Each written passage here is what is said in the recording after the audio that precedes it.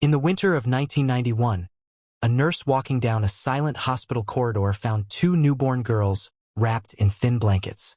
Their tiny faces glowed under the flickering lights. Their hair was white as snow, their eyelashes almost invisible. On the edge of the blanket was a small folded note. It said only 5 words, "Please love them for me." That night, the wind howled through the broken windows of a county hospital. Inside room 6, 21-year-old Marcia Owens was in labor, terrified and alone. Thunder rumbled like an angry drum as the doctor shouted, "Push, Marcia, push!" Moments later, a baby's cry pierced the air. Then another. 2 cries, 2 lives, 2 miracles. The nurse gasped when she saw them. "My goodness! Look at their hair." Marcia, drenched in sweat, tried to lift her head. Are they okay? "They're healthy," the doctor said softly. "Just different." Before she could hold them properly, the door swung open. Terry, her boyfriend, staggered in, the smell of cheap beer filling the room. He froze when he saw the babies. "What the hell is this?" Marcia smiled weakly. "Our girls, Terry. Twins. Aren't they beautiful?" He barked out a harsh laugh. "You think I'm stupid? Ain't nobody in my family look like that. You been with some white man." "Terry, please." He slammed his fist into the wall, shaking the metal tray beside her bed. "They ain't mine." And just like that, he turned and left. The sound of his boots faded down the hall, leaving only the storm outside and 2 newborns crying in the dark. By morning, Marcia held them close and whispered through tears, "You'll never know how much I love you." She named them Luna and Maya, names she'd once dreamed of giving daughters she never thought she could have. But love wasn't enough to feed them. 2 days later, she walked up the cold stone steps of St. Clair's orphanage, her arms trembling as she held the babies. "I just need help," she told the nun. "Just until I can get on my feet." The nun nodded gently. "We'll take care of them." Marcia kissed each tiny forehead. "I'll be back soon," she whispered. But she wasn't. By dawn, all that remained was a folded note tucked into the blanket. "Please love them for me." The twins grew up behind red brick walls where the paint peeled and winters bit through thin glass. They shared one bed, one blanket, and one unspoken promise: never let go of each other. Children in the orphanage whispered as they passed, calling them ghost girls and snow sisters. The nuns tried to protect them, but cruel words cut deeper than cold air. At 4 years old, Luna asked a volunteer, "Why don't we look like everyone else?" The woman smiled softly. "Because God made you to shine." But shining, they learned, could hurt. When other kids played tag outside, Maya sat by the window, drawing in the dust. She sketched a woman's face she barely remembered. A woman who once smelled like soap and rain. Their birthdays came and went with no visitors, no gifts, only each other. Families came to adopt, but none stayed. "They're unusual," some whispered. "People wouldn't understand." So the twins stopped hoping. Then, one golden afternoon, everything changed. A freelance photographer named Carlos Vieira visited the orphanage for a charity project. He spotted the twins sitting by a cracked window, sunlight turning their white curls into halos. "Don't move," he whispered. The camera flashed. That single picture, 2 dark-skinned girls with white hair and ice-blue eyes, holding hands, landed in a local newspaper under the headline, "The Angel Twins of St. Clair's." The world couldn't look away. Donations poured in from strangers around the globe. Letters arrived from Brazil, Switzerland, even Japan. But the girls didn't understand the fuss. "Why do they call us angels?" Maya asked. Luna shrugged. "Maybe because they don't think we're real." Months later, a tall woman with bronze skin and soft curls arrived at the orphanage. She spoke with a lilting Brazilian accent and carried a camera around her neck. Her name was Elena Bear, a fashion scout visiting family nearby. She knelt to the twins' height and smiled. "You are so beautiful," she said gently. "Would you like to try on dresses and show the world who you are?" "For food," Maya whispered. Elena's eyes softened. "No, sweetheart. For truth." Every Sunday she returned, bringing ribbons, paints, and laughter. She taught them bits of Portuguese. She called them minhas flores raras, my rare flowers. For the first time, Luna and Maya began to laugh again. 2 years later, Elena and her husband, Mateo, adopted them.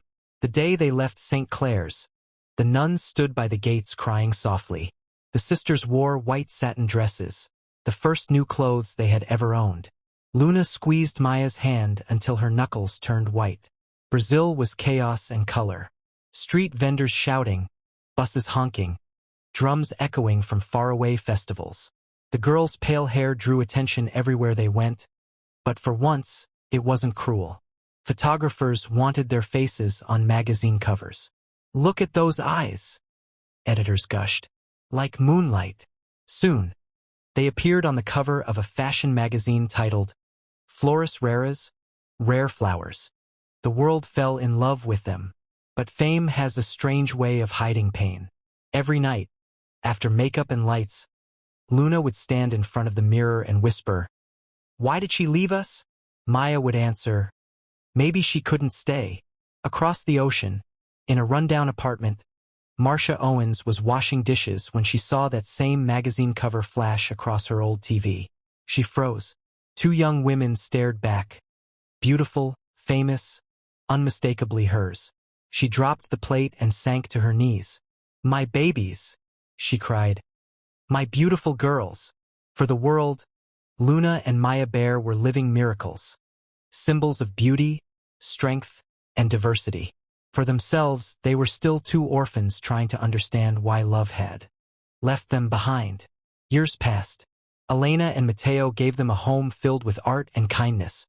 But when Elena died in a car crash, everything changed. Mateo withdrew into silence, and the sisters leaned on different things to survive.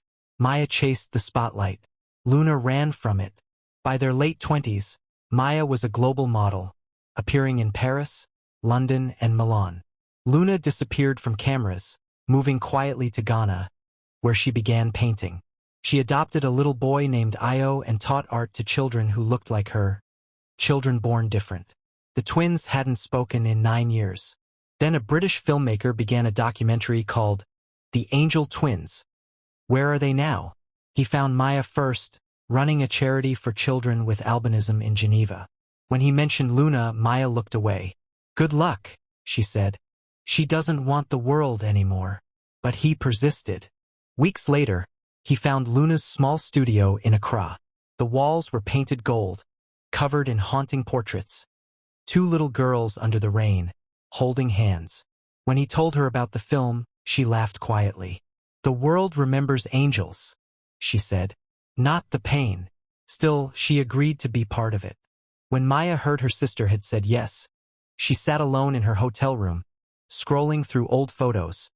2 little girls, 1 dream. She whispered, "It's time." The reunion took place in an empty theater. The crew set up lights and cameras, but the air was thick with silence. Luna walked in first, cautious. Moments later, Maya appeared, tall, graceful, dressed in white. For a moment, the years between them melted away. Luna smiled faintly. "You still wear white." Maya's voice trembled. "You still hide behind paint." Both laughed. Both cried. Both stood frozen by the weight of everything unsaid. Then the director whispered, "There's someone here who asked to see you both." A frail woman entered, her hands shaking. Her gray hair peeked from beneath a scarf. She clutched a crumpled piece of paper, the same orphanage note. Maya blinked. "Who is that?" Luna's breath caught. "Mama!" Marcia Owens stepped forward, tears spilling down her face. "I told myself I'd come back when I had something to give," she said softly. But the years went too fast, and shame grew heavier than hunger. Luna stepped back, trembling. "We waited for you, every night." "I know," Marcia whispered. "They called you cursed. I thought if you grew up hidden, maybe you'd be safe." Maya's voice cracked. "Safe? We were called freaks. We were pictures for pity. You left us to rot." Marcia fell to her knees. "If I could trade places, I would. Every single day." For the first time, the sisters looked at each other. Not as mirrors, but as halves of a wound that finally met in the middle. Luna knelt, picked up the faded note, and read it aloud. "Please love them for me." She looked at her mother. They did. Then she smiled through tears. And somehow we learned to love ourselves too. Weeks later, the documentary aired worldwide. Viewers cried as the truth unfolded. The fame, the pain, and the forgiveness. Headlines read, "The Angel Twins forgive the mother who left them." But the real healing happened quietly, away from cameras. The three women sat together in a small cafe after filming. No makeup, no lights. Marcia told them everything. The beating, the eviction, the night she ran barefoot from the hospital. She'd spent decades cleaning offices, writing letters she never sent. Luna reached across the table. "You can stop running now." Maya wiped her tears. "We found you. That's enough." Today, Luna and Maya are 40. Luna paints in Ghana, her studio filled with sunlight and children's laughter. The walls are covered in bright drawings, art made by kids born with albinism or other differences. She teaches them what she learned the hard way, that beauty begins where shame ends. Every morning she opens her window to the ocean breeze and whispers, "We're still here." On her shelf sits an old newspaper clipping, "The Angel Twins of St. Clair's." She keeps it, not as a memory of fame, but as proof that pain can bloom into purpose. Across the sea, Maya now runs the Rare Flower Foundation in Geneva. It supports children with genetic differences in 10 countries. She walks through its bright halls in tailored suits, her silver curls shining under the light. Reporters often ask what drives her. Her answer never changes: love that came too late. Once every year, on January 14th, the day they were born, the sisters meet with Marcia somewhere quiet. Sometimes in the forests of Switzerland, sometimes on the beaches of Ghana. They bring one thing with them, the old note, folded and yellowed but still legible. "Please love them for me." This year they met by the sea. The waves whispered louder than memory. A close friend photographed them from afar, 3 women holding hands against the wind. No glamour, no diamonds, no brands. Just Luna's paint-stained fingers, Maya's gold earrings glinting in sunlight, and Marcia's wrinkled smile. That single picture became the final image the world saw of them, not as models or icons but as a family finally whole. When the credits rolled in the documentary, a letter appeared on the screen. It read, "To everyone who has ever felt unwanted, you are not broken. You were just waiting for the right eyes to see you." The film won awards across continents, but for Luna and Maya, the real victory was peace. Waking up without bitterness. Loving their mother not for what she did, but for who she finally became. In interviews, Luna often says, "People once called us angels, but we were never angels. We were survivors.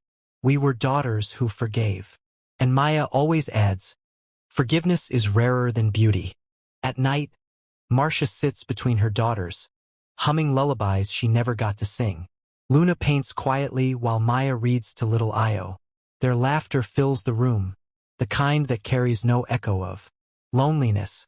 Outside, the waves crash against the shore, the same sound that filled the hospital the night they were born. 34 years later, the circle is complete. A mother who once ran, 2 daughters who once waited, and a world that finally saw them not as miracles but as human. As the final scene fades to black, Luna's voice whispers softly, "We were abandoned, yes, but never unloved." Because some stories, no matter how long they take, always find their way home. What would you have done if you were their mother? Would you run or fight the world for your children? Tell us in the comments below. If this true story touched your heart, please like, subscribe, and share it. Someone out there needs to hear it today.